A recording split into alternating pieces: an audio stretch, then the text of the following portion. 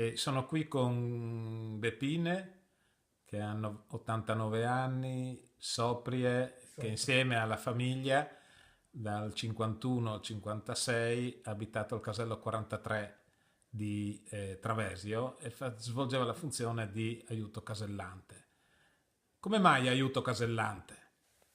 Davi- io gli davi il servizio, il riposo dal passaggio a livello, gli sostituivi il riposo da casellante titolare, da Avevi sveglia. fatto qualche esame? Sì, eri stata a Vignesi a dare esami.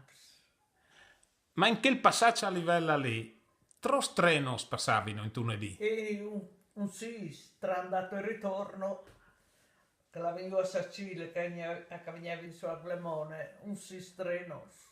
Il prim treno a Binora quanto A savia? 5, a 5 a Binore. E che passava in perché il passaggio a livello lì? Cui erano? Contadins più che altri.